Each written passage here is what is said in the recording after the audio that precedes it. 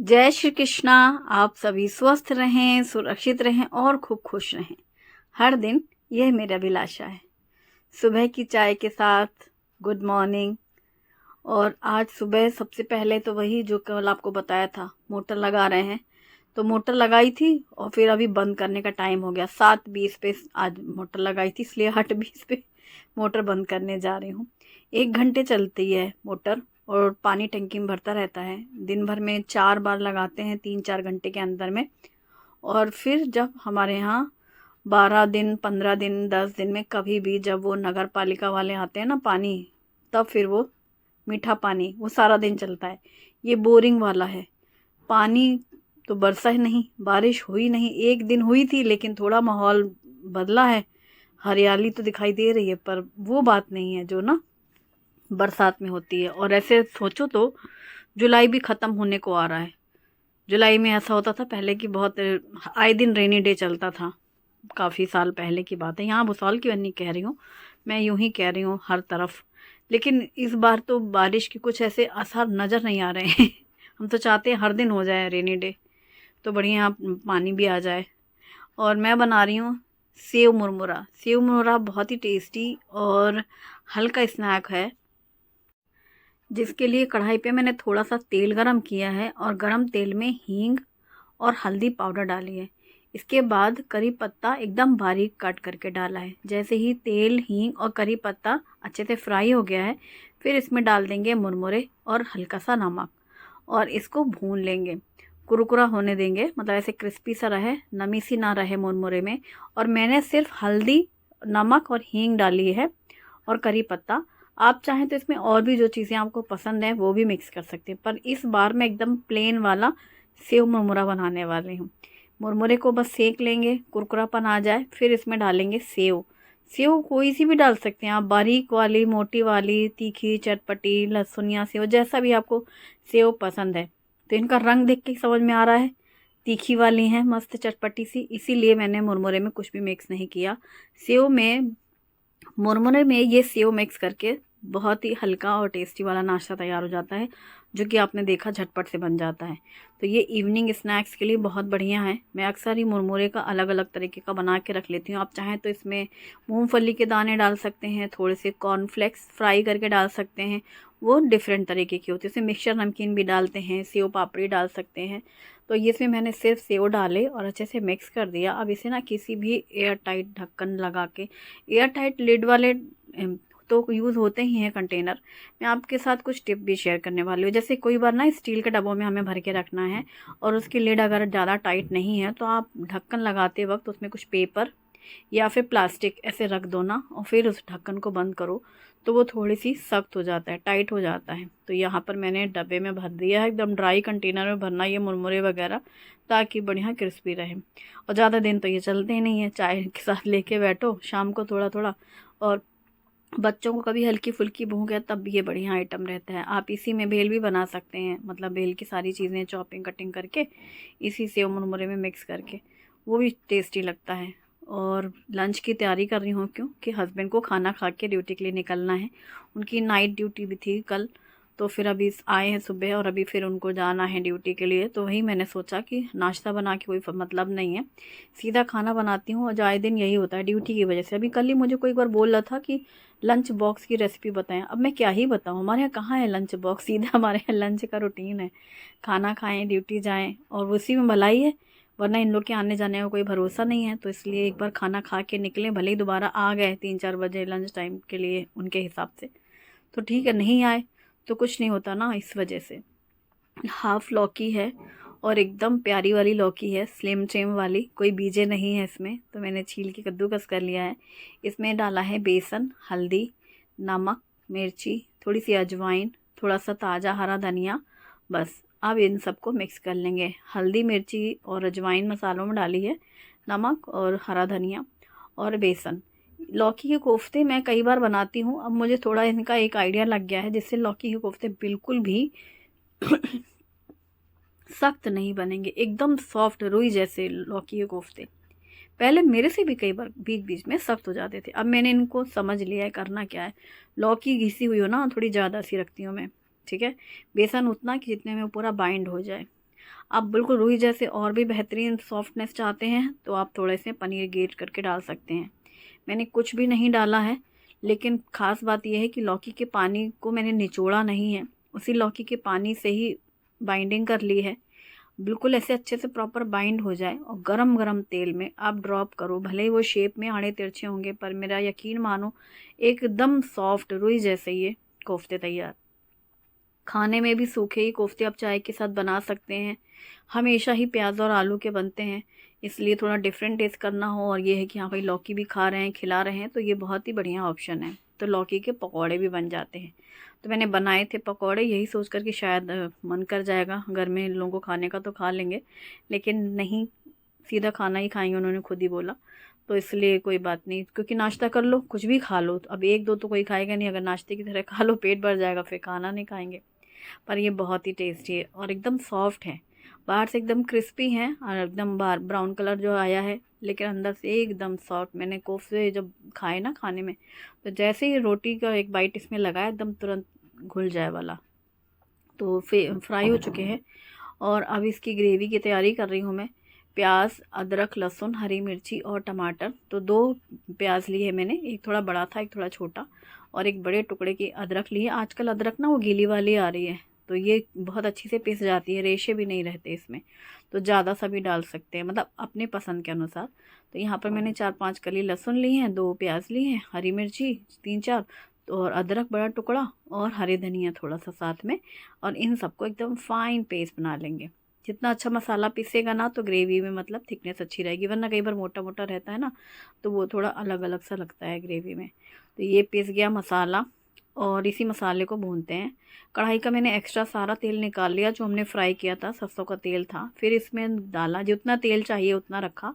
फिर इसमें डाला है जीरा और हींग का तड़का, थोड़ी सी इसमें डाली है लाल सूखी मिर्ची, और ये जो पेस्ट बनाया था ना वो डाल दिया। उतनी ही देर में उसी जार में टमाटर भी लगे हाथ पीस लिया, जब तक मसाला भुन रहा था।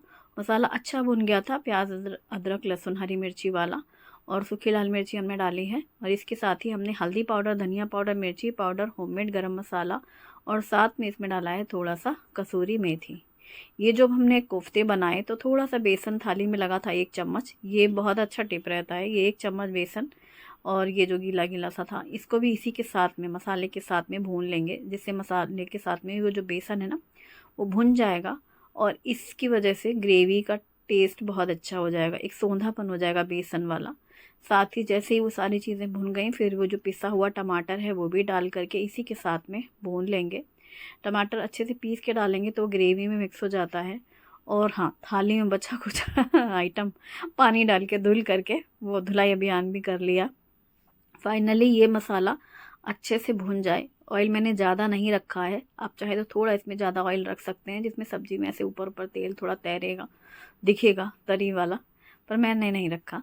और इसमें पानी डाल देंगे, गर्म पानी डालना, नमक डाल देना स्वाद के अनुसार, और जैसे ही उबाल आने लग जाए पानी में, फिर ये कोफ्ते डाल देंगे। कोफ्ते जितनी क्वांटिटी आपको सब्ज़ी के हिसाब से, ग्रेवी के हिसाब से चाहिए वैसा ही, और 3-4 कोफ्ते तो सर्व करेंगे ही, और उसके साथ ग्रेवी भी रहे, तो वो आप अपना अंदाज़ ले सकते हैं। और जैसे ही कोफ्ते डालने के बाद उबाल आएगी ना, थोड़े से कोफ्ते पानी सोख कर लेंगे ग्रेवी, तो ये मीडियम थिक हो जाएगी ग्रेवी, और ये बहुत ज़्यादा टेस्टी लगते हैं। अच्छा, लौकी में मैं लौकी पुलाव भी बनाती हूँ अक्सर, वो भी बच्चों को पसंद है, लेकिन फिर ड्राई हो जाएगा ना, लौकी पुलाव बस बनेगा, फिर सब्जी दाल रोटी का क्या मसला, ये चीज़ है। और अगर मैं दाल में लौकी डाल दूँ तो हमारे घर रोज़ ही तो दाल बनती है, फिर नया क्या है। इस वजह से मैं लौकी दाल भी कम बनाती हूँ। किसी ने बोला था एक दिन, लौकी दाल तो मैंने आपको बहुत कम देखा बनाते हुए। अरे क्या ही करूँ, रोज़ तो दाल बनती है, अब उसमें लौकी डाल दो, पालक डाल दो, तो कहलाएगी तो दाल ही। ऐसे तो घर में ही होगा, खाने में क्या बना है, एटलीस्ट आज दाल नहीं बनी है, आज लौकी के कोफ्ते, चावल, रोटी, रायता ऐसा खाना है, वरना रोज़ दाल रहती है। तो वो सेम ही लगता है ना, अब लौकी डालो चाहे पालक डालो चाहे प्लेन दाल बनाओ, सुनने वाले को दाल ही लगना है। इस तरह में ये होता है, चेंज हुआ, छोले, राजमा, पनीर, कोफ्ते, कढ़ी, ये अलग हुआ, बाकी दाल तो फिर है ही 12 महीना सुबह शाम, वो वाली चीज़ है। और थोड़ा सा खाने में भी टेस्ट चेंज होता है, और मुझे बनाने में भी थोड़ा डिफरेंट लगता है कि हाँ आज हमने कोफ्ते बड़े शौक से बनाए और इसके साथ ही चावल भी रेगुलर जैसा ही धुल करके कुकर में रेडी कर दिया। मैं दही जमा रही हूँ, तो जिसके लिए बासी दूध है ये, इसको मैंने अभी हल्का सा गुनगुना किया है क्योंकि ठंडा था, फ्रिज से निकाला है। और दही डाल करके ना इसको अच्छे से फेंट लो। मैं ये टिप देना चाहती हूँ उन लोगों के लिए जिनको ऐसा कहना होता है कि दही उनकी सख्त नहीं जमती। कई बार लोग बोलते हैं कि जो आप दही जमाती हैं इतनी कड़क जमती है, हमसे नहीं जमती। आप ऐसे भी कभी ट्राई करना, थोड़ा सा चेंज करते रहना चाहिए तरीके को, फिर जिससे आप सेटिस्फाइंग हो वो आप काम करो। बहुत बार बर्तन में भी दही लगा ली जाती है, फिर दूध डालते हैं कुछ लोग, या फिर इतने अच्छे से फेंट लो जैसे अभी मैंने फेंटा, तो जैसे झाग झाग आ जाती है ना, तो ऊपर बड़ी अच्छी सी कड़क सी मलाई सी आती है दही में, तो वो भी थोड़ा सा टेस्ट चेंज दिखेगा आपको, टेक्सचर चेंज दिखेगा। अब बाकी जो दही थी उसको मैंने लिया डोंगे में, नमक डाला और ये डाला रायता मसाला, जिसकी रेसिपी मैंने आपके साथ अभी कल ही शेयर की है, कल के व्लॉग में आपने देखा होगा। बहुत बेहतरीन, बहुत शानदार मसाला है। पूरे मतलब रायता 1 चम्मच सिप करो ना, आप खाने में क्या खा रहे हैं वो सब पीछे रह जाएगा। बेहतरीन टेस्ट हो जाता है, मतलब ज़ुबान का जो है ना, जीभ का स्वाद बदल जाता है।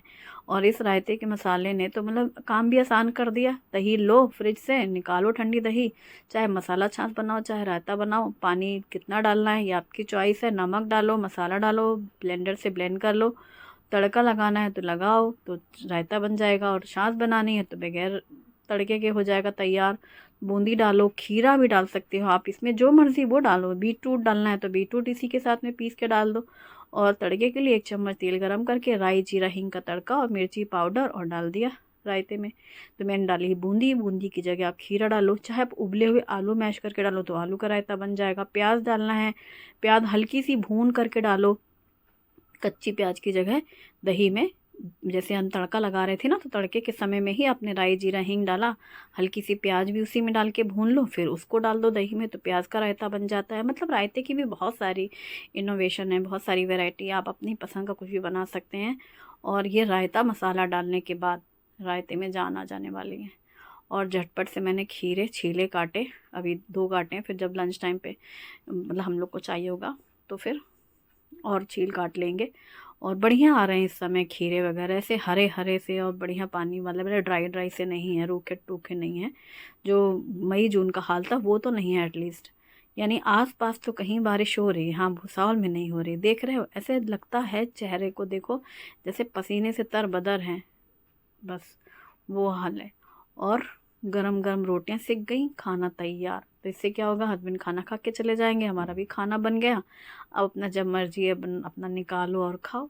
तो ये है रूटीन। अब बताओ ऐसे में लंच बॉक्स रेसिपी क्या ही बताऊँ। अच्छा, हमारे यहाँ कुछ स्पेशल लंच बॉक्स बनता भी नहीं था बच्चों के टाइम पे भी। अगर आप शुरू के साथ 6-7 साल पहले के वीडियोस भी देखते होंगे तो हमारा वही धंधा था, क्या, सब्जी पराठा, सब्जी रोटी, कभी भिंडी की सब्जी, तरोई की सब्जी, लौकी की सब्जी, आलू की सब्जी, मतलब सब्जी रोटी सब्जी पराठा सुबह से यही रहता था नाश्ते में भी, मतलब लंच बॉक्स में भी। रेयर ही कुछ अलग थलग बना हो, मुझे याद नहीं। इडली सैंडविच ये सब ही थे अलग थलग वाले में। और जो मैं बनाती हूँ ब्रेकफास्ट में या लंच टाइम पे, आप उसे अपनी फैमिली को लंच बॉक्स में दे सकते हैं। अब मैं लंच पैक नहीं कर रही क्योंकि वो रूटीन ही है, सब जैसे थाली लगा दी, उन्होंने खा लिया, हमने सब बर्तन समेट दिए, हो गया काम। ये वजह है।